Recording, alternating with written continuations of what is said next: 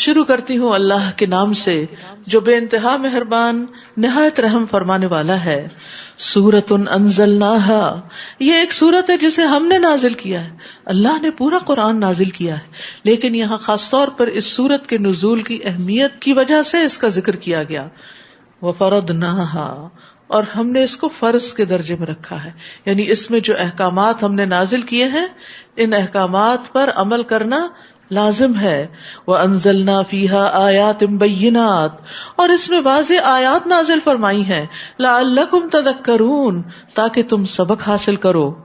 کیا ہیں وہ احکامات، کیا ہیں وہ واضح آیات؟ زانی عورت ہو یا مرد، ان میں سے ہر ایک کو 100 درے لگاؤ.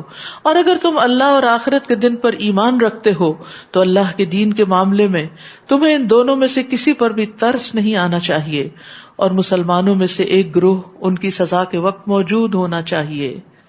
چونکہ ہمارا دین نسب کی بھی حفاظت کرتا ہے اور حیا کا ہمیں حکم دیتا ہے، اس لیے اس نے زنا کو حرام قرار دیا ہے، کیونکہ اس سے انسانوں کے حسب نسب خلط ملط ہو جاتے ہیں. نبی صلی اللہ علیہ وسلم نے فرمایا، زانی جس وقت زنا کرتا ہے تو وہ مومن نہیں ہوتا. یہ ایسا کبیرہ گناہ ہے جس کی وجہ سے انسان کا ایمان رخصت ہو جاتا ہے، اور اگر اللہ نہ کرے کوئی اس حال میں مر جائے تو گویا ایمان سے خالی دنیا سے گیا. ابن عباس کہتے ہیں، زنا کرتے ہوئے زانی سے ایمان کا نور اٹھا لیا جاتا ہے. زنا کا انجام بھی بہت برا ہے.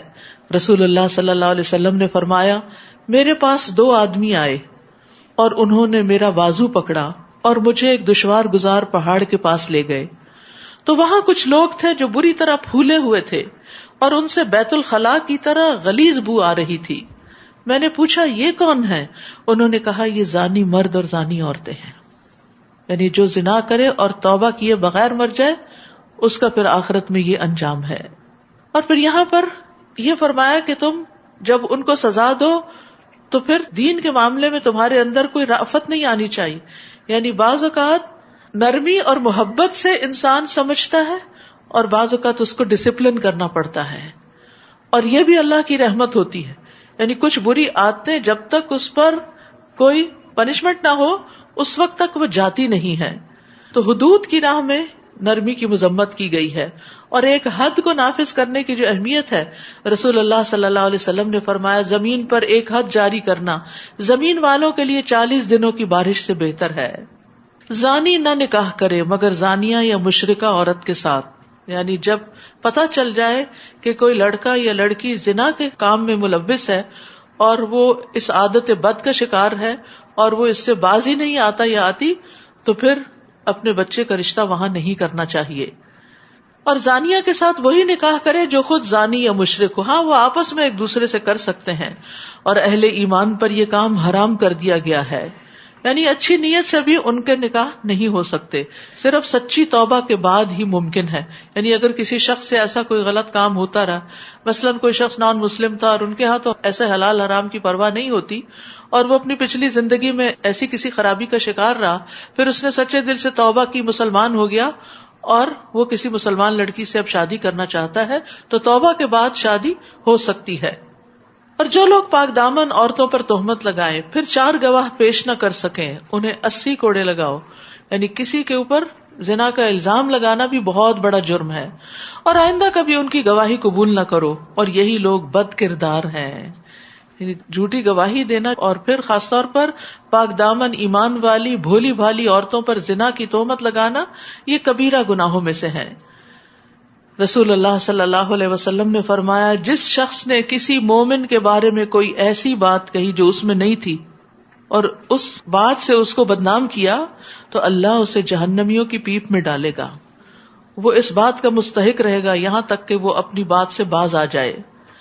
نبی صلی اللہ علیہ وسلم نے فرمایا، بے شک سب سے بڑا سود یہ ہے کہ انسان ناحق کسی مسلمان کی عزت سے کھیلے. اور تہمت لگانے والوں کو قیامت کے دن بھی کوڑے پڑیں گے. یعنی اگر وہ دنیا میں بچ بھی گئے اور توبہ نہیں کی اور اپنی بات سے باز نہیں آئے تو یہ بدلہ وہاں مل کر رہے گا. تو یاد رکھیے، انسان کو کسی کے بارے میں بھی کوئی بات ایسی نہ سننی چاہیے اور نہ اس میں ہاں میں ہاں ملانی چاہیے اور نہ اس سے مزے لینے چاہیے اور نہ ہی ایسی باتوں کو آگے پھیلانا چاہیے. یہ کس قسم کا ٹیسٹ ہے؟ چاہے آپ کو پتا بھی ہو کہ کوئی شخص بہت خراب ہے، اگر آپ کے پاس 4 گواہ نہیں تو آپ زبان نہیں کھولیں گے، کیونکہ یہ بہت سنگین معاملہ ہے. کسی بھی لڑکی کی عزت جو ہے وہ اس کا سب سے قیمتی سرمایہ ہوتا ہے، اور اگر اس کی شہرت ہی خراب ہو جائے تو وہ اس کو روئن کر دینے کے باعث. اس کا یہ مطلب نہیں کہ مرد کے اوپر الزام لگا سکتے ہیں، نہیں، چونکہ عورت کا معاملہ زیادہ نازک ہے اس لیے یہاں عورت کا ذکر کیا گیا ہے، ورنہ مرد کے اوپر بھی الزام نہیں لگا سکتے. الا الذین تابوا من بعد ذلک واصلحوا فإن اللہ غفور الرحیم. البتہ جو لوگ اس کے بعد توبہ کر لیں اور اپنی اصلاح کر لیں تو یقیناً اللہ بڑا بخشنے والا اور رحم کرنے والا ہے. کیسی خوشخبری ہے کہ بڑے سے بڑے گناہ بھی معاف ہو جاتے ہیں. اگر کوئی ماضی میں غلطی کر چکا ہے تو اللہ تعالیٰ اس کو معاف کر دے گا اگر وہ سچے دل سے توبہ کر کے آئندہ ایسے کسی گناہ کی طرف راغب نہ ہو.